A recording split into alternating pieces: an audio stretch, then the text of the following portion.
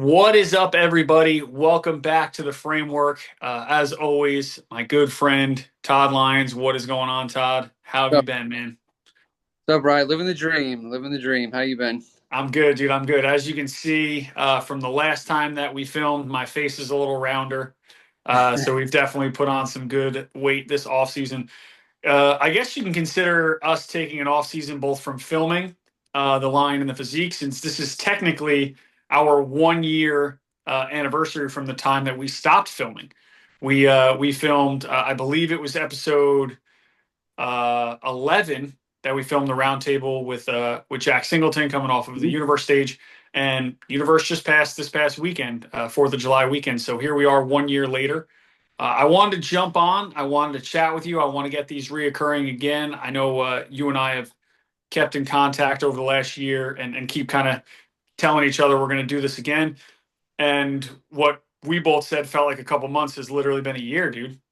Yeah, it has been. It's time flies, man, when you're busy with work and other responsibilities in life. Yeah, you ain't kidding.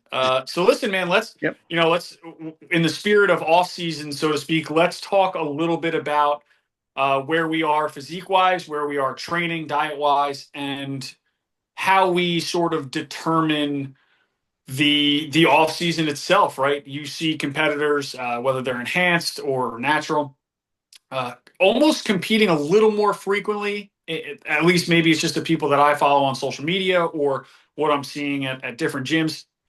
I'm seeing people get on stage an awful lot during the year, maybe not spending enough time in an off season and essentially hurting themselves by bringing the same package over and over again. Maybe it's a few pounds down. Maybe you, instead of doing 14 weeks, you did 18 weeks and you're 2 or 3 pounds lighter, which might not necessarily be a bad thing because you're trying to come in more conditioned. Mhm.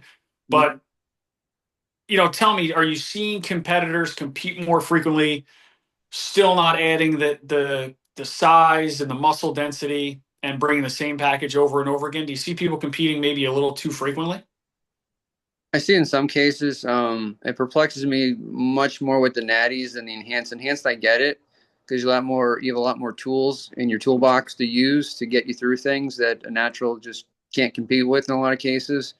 Not everybody, but there are some genetic, freaks out there that can do it more frequently. Their body just responds to growing muscle a lot faster in their off seasons. So for some people, it's not a big deal. Other people, like you were saying before, bring the same exact package, year in and year out. And that was something I noticed on myself. I'm like, well, what's the name of the sport? It's basically putting more muscle on your frame.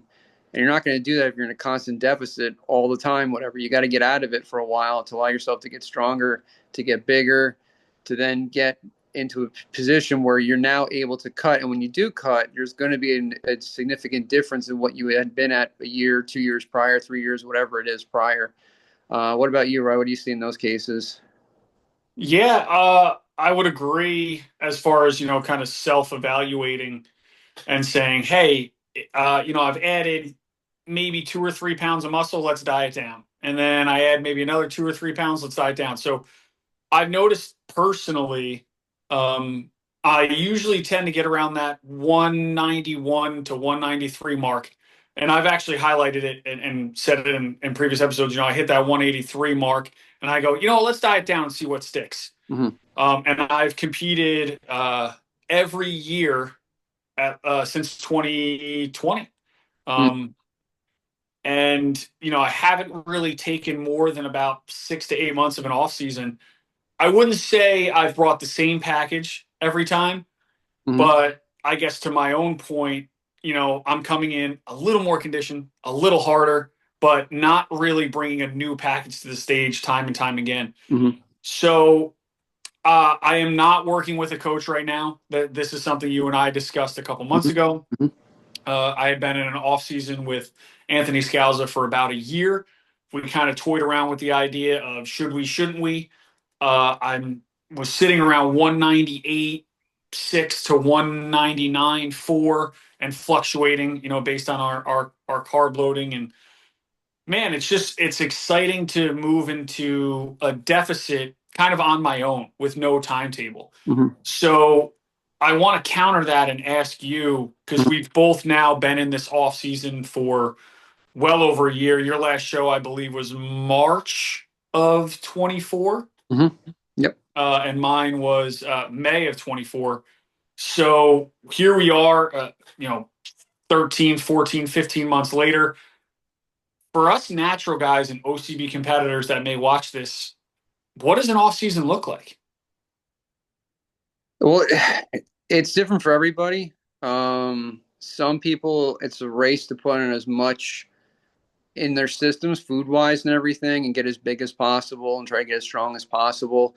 Others, like my approach, is a little bit more slow and steady, hovering in the 170s right now. And when I compete, I'm in the upper 150s, low 160s ish.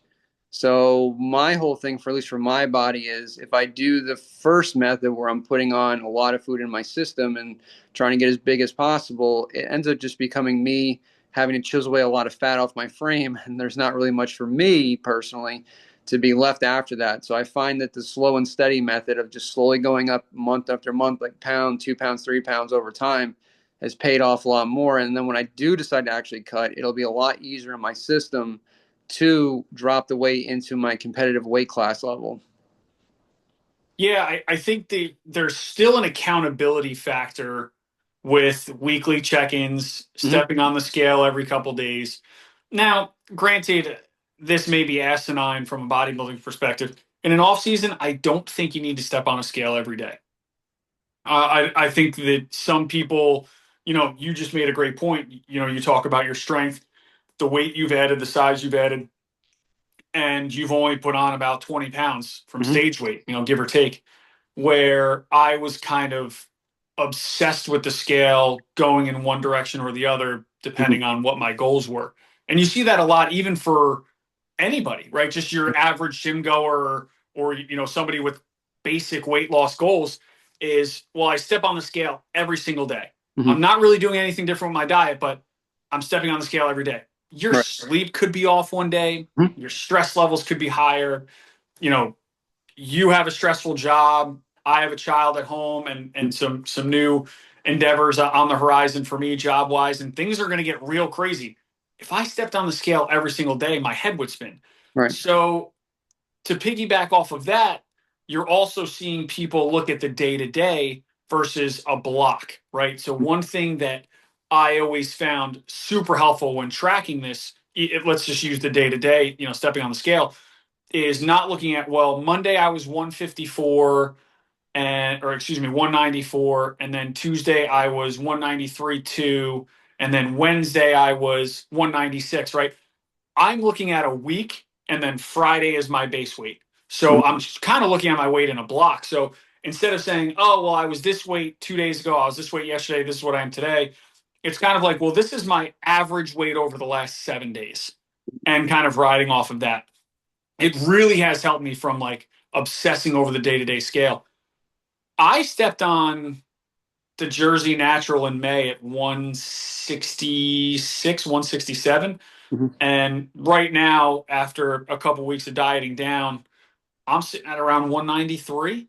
Mm-hmm. So we're about 30 pounds up from stage weight. Mm-hmm. And I've spent the last 15 months not hurting myself with food, Mm-hmm. but we're eating. We're eating predominantly clean. We're eating more calories. And I really do think that having a coach helped me a ton with that.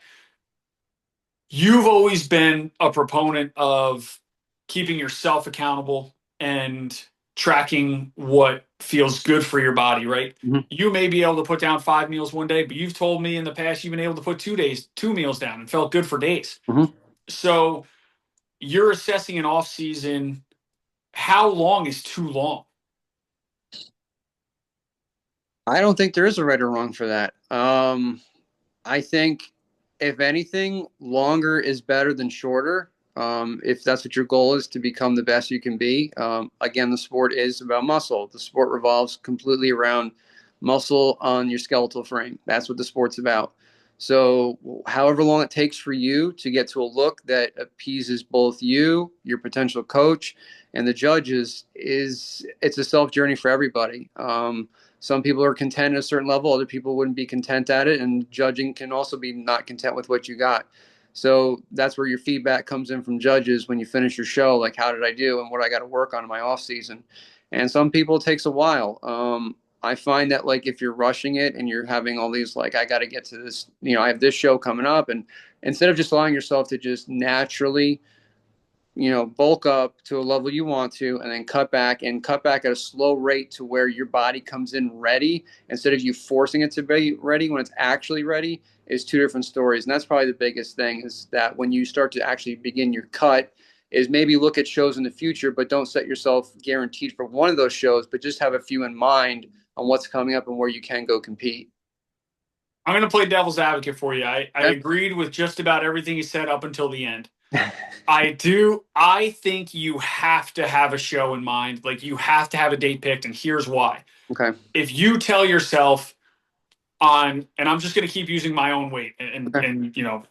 just for the sake of argument, I'm 193.6. That was as of this morning, right? Mm-hmm. If I know I have a show in 20 weeks, Mm-hmm. there is no mistakes. Mm-hmm. If I diet down for a week or two, maybe I throw an extra treat meal in, maybe I go out to dinner, maybe I have a couple drinks on a Friday. There's really no reason, and again, self-coaching here, right? Not having, if you're paying somebody to check in on a Friday, you're less likely to muff around because the visuals are going to be there. Mm-hmm. But just for self-coaching, if I slip up, who's really going to notice except for me? Mm-hmm. So if I pick a show 18, 20 weeks out and I know I have to be in shape for that show, I'm not slipping up. All right. To piggyback off of what you were saying, I would say looking at your own visuals, I'm seeing a little bit more love handles than I probably should. I upped my peanut butter from 24 grams to 32 grams over the last 5 weeks and starting to feel a little sluggish. Maybe my abs aren't as defined. I'm losing lines in my legs. Training fatigues there more like there's a couple different variables, but it's from a self-coaching perspective, and I know you'll agree with this. When you start noticing the little things, man, my sleep's off. My resting heart rate's a little higher, holding a little bit around, the midsection. Mm-hmm. I just took some pictures. It's summertime, right? I just took some pictures in a bathing suit. My love handles are hanging over my waistband. I agree with you. You don't have to pick a date right then and there. Mm-hmm. But if you don't hold yourself accountable, who's going to? And you're a very strong-willed, and you can say for your personal, goals, hey, I don't need to pick a show right now, but I know I can diet down and it won't affect me.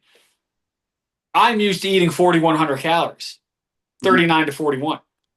If I cut myself down to 2,000 calories, it better be for a good fucking reason Mm-hmm. because I'm going to grind for something. So I don't think either of us are wrong. I think it makes for a good argument, right? It's, Right. do you or don't you?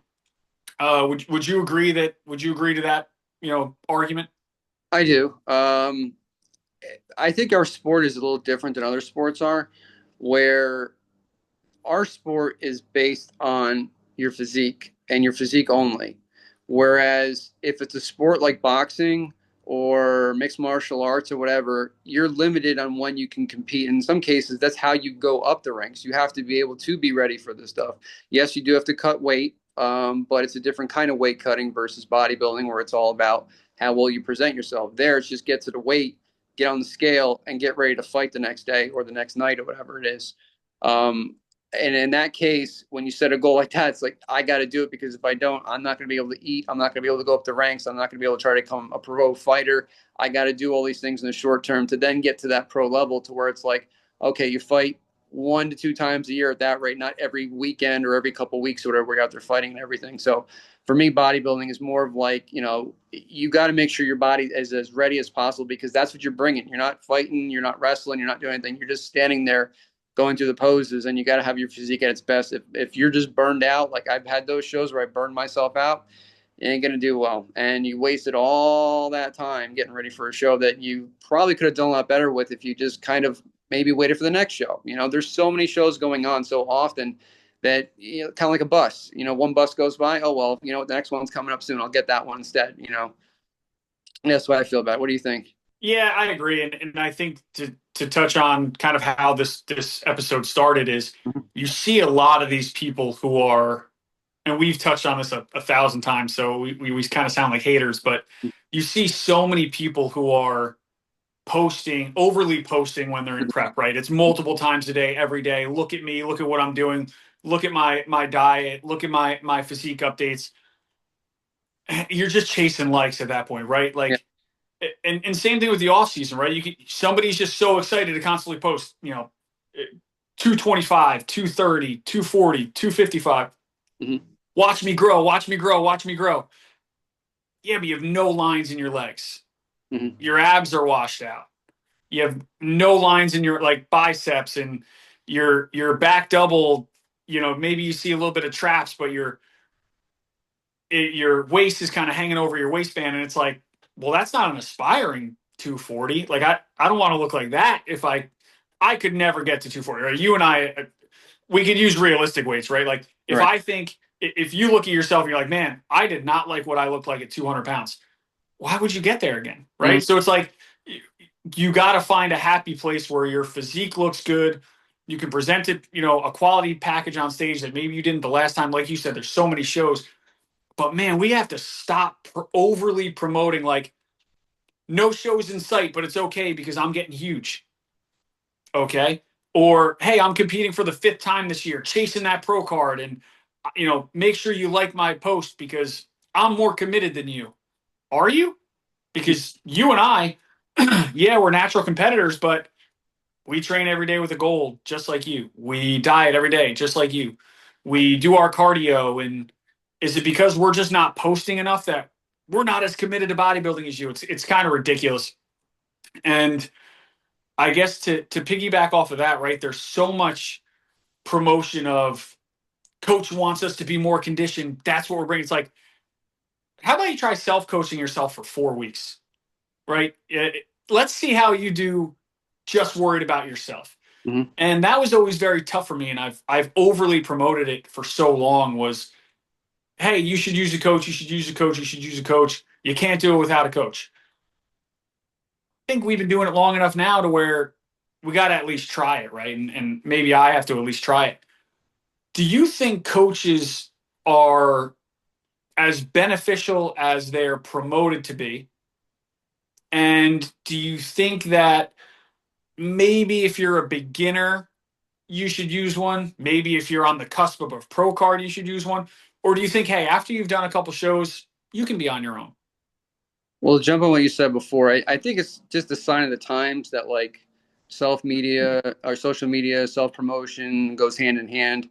I'm kind of more the old school, and I'm not Dorian Yates, but I liked his philosophy that what he got known for is being the shadow because he would just come out of nowhere and no one knew anything about this guy, step out there, take his warm up suit off, get out there, do a show, disappear into the night, and go back to Birmingham, England to go train again. Nowadays, that really wouldn't get you many followers on Instagram or anything like that, but that's kind of what we're dealing with right now in that today's day and age. But I think coaches are valuable.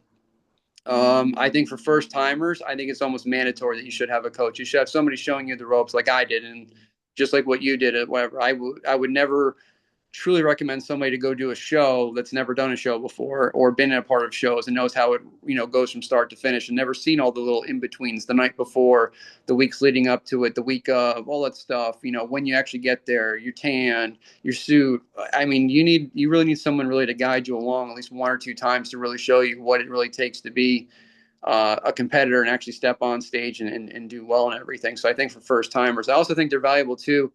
Maybe when you get to the higher levels to where it's like, okay, I can't get my physique anywhere better than what I need it to be at. I need someone to kind of help coach. And in some cases, for people, it's a little bit of swallowing their pride and telling someone else, like, hey, I'm putting this in your hands. I did the best I could with my little math skills and my science skills, and it's just not working. And I need your help on this one. And that, I think, is another case where you can rely on a coach. What I do is self-taught, and now what you're doing is self-taught is a little bit rarer and harder to do, but it's not impossible. I mean, going back to Dorian again, he used to talk about that. He's like gurus and coaches. Like we didn't have that growing up. We had training partners and stuff. That's what we had. We fed our feedback off of each other. That's what we used. And I mean, the results speak for themselves back then. But again, you're talking Olympia level great people and all that stuff. So, what do you think, Ryan? I definitely think that in the age of social media, and you see the frequency of people posting, and you see it's so accessible to go on somebody's Instagram, search a hashtag, right? Jersey Natural 2026, and see who's tagging Classic Physique and tagging that show. And I can see what they look like at the exact moment that Mm-hmm. I'm looking at my visuals. And maybe that motivates me to continue prepping for the show. Maybe I bail out. Maybe I can, hey, this guy's way behind where I am. I can coast. Guys and girls, right? Mm-hmm. I do think this might be a little silly to say, but man, I think social media makes or breaks somebody's can make or break somebody's prep, both at the pro level and the amateur level. And yeah, I think if you're a beginner and you've never done this before, definitely investing in a coach. I think if you're on the cusp of a pro card, how do you not know your body at that point? And I guess maybe I'm playing devil's advocate for you. Maybe it's just a day, an episode that you and I just go back and forth and don't agree on anything. Um, Man, you're on the cusp of a pro card. How do you not, right? Like, you know what it looks like when you do 30 minutes of cardio 5 days a week. You know what it looks like when you do 90 minutes of cardio 7 days a week. I've been doing this long enough. You've been doing this long enough. Mm-hmm. Why pay somebody to tell us, hey, you lost half a pound this week. Go ahead and cut your peanut butter from 24 grams to 16. We'll see you next week. Mm. There was a lot of weeks in the past that, man, that really bothered me. It's like, fuck, I'm paying a lot of money for you to tell me what I already knew. I'm Mm-hmm. looking at my visuals going, we're going to cut fats a little bit this week. We cut fats a little bit this week, right? Um, we're probably going to pull, this item out of meal one. Hey, pull this out of your pre-workout meal, stuff like that. Mm-hmm. It, and I think you and I are both, from a competitor standpoint, I mean, we're right there. And people may watch this and disagree, but looking at stage shots, seeing where we've placed in the past, I mean, we're consistently top 3 or 4 in every show we do, which is an awesome feeling. We know we're right there. We know what we need to do, right? You've said in the past, a little more muscle density, your conditioning's on point. I could use a little bit more conditioning. What are we going to pay somebody $300-400 a month to tell us what we already know? To hand us a new diet that may totally sabotage us. Right. I think if you've never done this before, you've never dieted, and you don't really know water manipulation, peak week stuff, yeah, pay somebody. It's going to be beneficial. After that fourth or fifth show, and let me back up a little bit, and I'll get your opinion on this. That also doesn't mean change your coach every time you do a show. Right. Right. You have to work with somebody 2, 3, 4 years, Mm-hmm. know your body through that plan, and then manipulate that plan in the future. Hey, I had a good run with you. I appreciate it. Whether it's a financial thing, a personal decision, me personally, I just want to see what I can do on my own. I'm also at the point now where I don't know how much longer I'm going to be doing this. So if I can't do this on my own by now, maybe it was never meant for me. So, and you've achieved, in my opinion, great success as a natural bodybuilder being on your own. And that's motivating to me. So I would ask you, to some degree, do you agree with maybe when you're right there by the skin of your teeth, probably should know better by then? You should. You should definitely know better by then. I'm trying to think back to my days when I was actively training people full time and everything. And I had clients that would just consistently pay me money. They come in, we do their training sessions, and I push them hard. And one of my things I used to say to them was, I get two types of people. That, like, type one is like, I never want to do this on my own, so I'm going to pay you to just run me through, the workouts and everything, and that's fine. I'll take your money if that's what you want to do, and I have no problems doing it. But the other venue I would tell people is, if I can't get you to like, and I'm coaching them, I'm telling them what muscles is hitting, I'm telling them why we're doing this diet to get to their weight loss goals or get them maybe out of, moving from a type 2, diabetes stage to maybe pre-diabetic stage, or their bones, they're developing osteoporosis or whatever. We're trying to get that, strengthened up in their bones. Is that if you can't do this on your own, that I've coached you through for the past year or two, then I failed you as a coach. You should be able to do this on your own, like at some point in time. Granted, at the higher levels, like you're talking the Olympia and all that stuff, it's a little trickier then. But at the lower levels, that not to poo-poo it or anything like that, but at the levels we're at, you should be able to do this on your own at some point in time, especially when you've been coached or whatever. You should be able to do this on your own. Now, when you go into the advanced levels, that's a different story, and you might need a little bit of extra help and a little bit of insight on that at that point on that higher up level. But that's kind of my 2 cents on that for that regard. Yeah, even to get a little bit more granular, Mm-hmm. it's okay. Sorry, man. It's okay to hire a posing coach, Yep. and it's okay to hire a personal trainer, right? Mm-hmm. Like, hey, I'm just, I'm tired, I'm fatigued. I've been doing this for 8, 10 weeks. I still have 8 to 10 more weeks to go. I'm only at the halfway point. I just need somebody to help push me to the gym a little bit. Mm-hmm. Maybe it's your buddy. You don't got to spend a penny, but hiring a posing coach is okay too. There's a million different avenues you can go without having to physically exchange cash with that online guru or influencer that you've been a fan of because their TikTok has a million followers. Now, listen, and I'm going to name drop, I had a great experience with Anthony Scalza. Mm-hmm. I've learned so much in the last 2+ years with him. I did not choose to leave Scalza for any reason other than my life has changed a little bit. Finances are a little different. I have some, career moves on the horizon that I just kind of got to see where, the chips fall, if competing is even an option for me into next year, which it's not looking like the second half of this year is going to be possible. So, I'm ready to do this on my own. I'm ready to see what works, what doesn't, learn my body a little bit more personally, and being less dependent on, hey, I did everything Todd told me to do this week. Um, I'll send him the visuals and he'll just keep going. Because if something goes wrong, it's his fault. If something goes right, oh, I did what he told me to do, right? So there's a couple different avenues that you can go down as far as using a trainer or using a coach. When you start looking at hiring a coach at any level, and let's say they cover everything: posing, training, nutrition, peak week, they want to be there at the show, you're paying for travel. Mm-hmm. Woo, you're talking $1,000 plus. Mm-hmm. That may not be in the cards for an 18-year-old kid, training at your local Retro Fitness or Planet Fitness.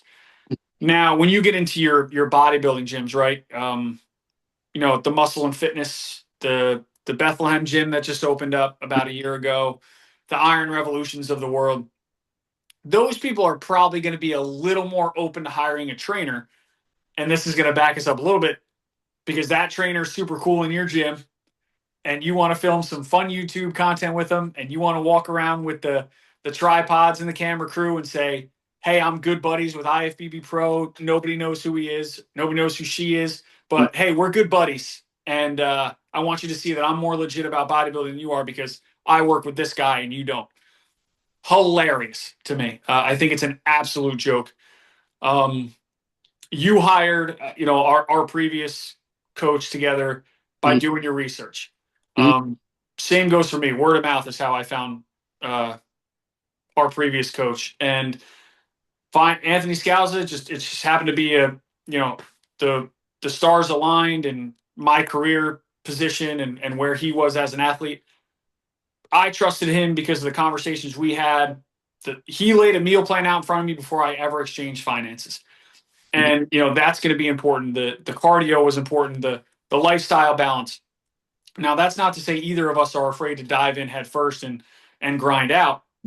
Mm-hmm. But you want to see a plan before you start paying somebody. No, definitely.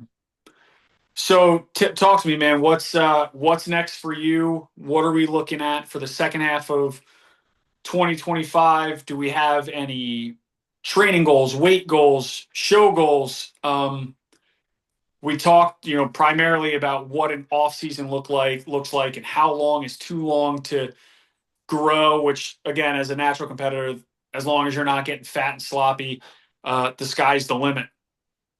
What does it look like for Todd? What are the goals, and what's next?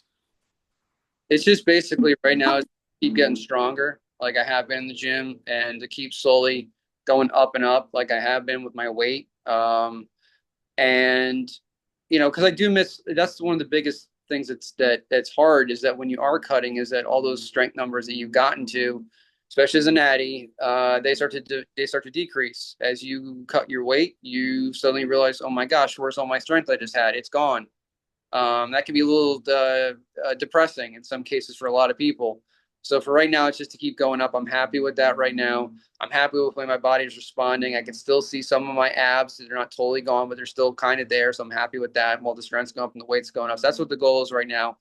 If I'm going to turn it from one cycle from bulk to cut, it's going to be because I'm going to go step on the stage maybe next year, end of this year into the beginning of next year is when I make that switch and then go from there and just see where it takes us. It's hard when you have a really stressful job and you got a lot going on in your life. It's that's why you got to really when you make that jump, you got to really be committed for it because life can get in the way of a lot of things. What about you, Rob? What's your goals for the rest of the year? Well, I mean, I guess before we move over to me, we have a couple minutes left here. Do you ever carb cycle? Do you ever diet down a little bit just to kind of hit the reset button? I mean, look, everybody's going to plateau whether you're dieting or you're, at a major surplus in calories. I noticed that around that 198 mark, it was really hard to start seeing growth. I mean, we were talking about a third of a pound, maybe 2/10 of a pound, week over week. So I knew I had to come down. So sorry, dude. So do you ever carb cycle or diet down a little bit from a self coaching perspective, just to kind of see if you can move back up? That's where I switch over that like 2 meals a day thing. One of the biggest factors to kind of help out with putting that muscle on is how well your digestive system's working. Again, Natty, it can get stressed out pretty easily, especially if you're trying to force feed yourself all the time. If you're constantly trying to force feed yourself and put it on that way on your frame with all this extra food and everything, your body might not like that. And if your body doesn't like that, it may not respond the way you want it to. And it may respond to just, all right, we're going to put more fat on your frame. For me, if I'm starting to feel like that, where it's just too much, I'll take a meal out. I mean, it's not the end of the world. You're in the military. I was in the military. There's times where you're not eating all the time. Did we wither away to skin and bones and that was it and we never came back again? Of course not. That's the joys of being a human. You can play around with this stuff. Some people respond to that. I know some people that do even one meal a day in some cases or fast or whatever. And they haven't withered away to skin and bones or whatever. So when it gets to those levels, I'll pull it out. I won't necessarily cut a food group, but I'll stop for like one meal, skip it, and go to the next meal when that meal time comes around. That's awesome, man. I love that for you. I love that it works for you. I could never be a 2 meal a day guy. Every 2 hours, I'm looking for my next meal. So, look, right now, we are dieting down. Just for transparency, I was sitting around 38 to 4,100 calories a day, and we're down to 19 to 2,300 right now. We were looking at high days to moderate days, and now we're looking at some low moderate days to low days. Mhm. No real end in sight. No goal right now. Not to contradict myself, but there is no goal in mind. We're just going to kind of diet down from, like I said, I'm down about 6 pounds in the last couple of weeks. Cardio. Now that's not to say that all I did was cut my calories down. And all of a sudden I dropped 10 pounds, because that's what everybody's going to hear and take away from it. But no, I upped my cardio. I upped my step count. I've added some volume to my training days for some calorie output while I'm in the gym, and we're just going to see what sticks. Mhm. Like I said, I got a lot of things going on the second half of the year. Yeah. But as we always say, and as we always kind of wrap up these shows, we're not done. That's right. The stage is always going to be there. We don't need to post about it every day to let people know that we're bodybuilders. We are fucking bodybuilders, and we're going to continue these journeys with our with our nose down and with our cameras closed, with the exception of a couple training videos just to motivate ourselves. But hey, man, thank you for jumping on. We're gonna go ahead and we're gonna talk offline for next week's episode. As always, thank you everybody for stopping by the framework.